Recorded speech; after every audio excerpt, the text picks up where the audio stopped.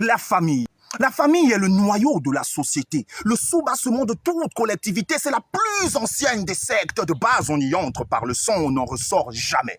Même après notre mort, on demeure dedans. La famille commence par deux individus, le père et la mère. Ce sont les maillons d'une même chaîne, les éléments d'un mouvement perpétuel. Ils sont les piliers, les modèles, les points de repère. Ce sont les seules figures humaines que nous vénérons comme des entités célestes. Nos parents sont nos dieux sur terre. Le père et la mère engendrent l'enfant. Le premier-né est appelé aîné. Le dernier de la lignée, le benjamin, c'est le cadet de tous les cadets. L'aîné est le guide.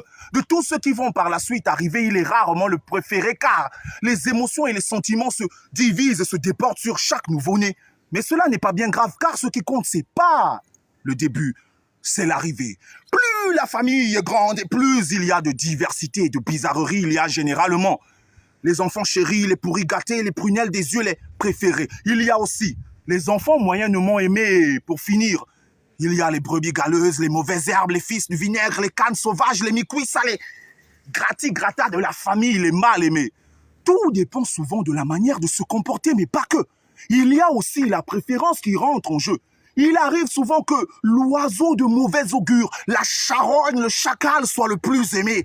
Le totem des parents, l'intouchable, comme quoi les cœurs des parents sont quelquefois bourrés d'injustice que même le bon sens ignore. Mais, au-delà des différences et des partis pris, des turbulences et des intempéries, des médisances, de l'hypocrisie et de la jalousie, des querelles et guerres intestines, des mille et une avaries, c'est la capacité à tout mettre à plat qui caractérise avant tout la famille.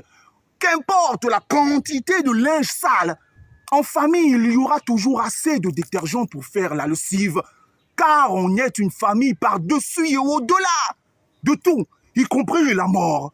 Raison pour laquelle la famille est le noyau de la société, le soubassement de toute collectivité. C'est la plus ancienne des sectes. De base, on y entre par le sang. On n'en ressort jamais.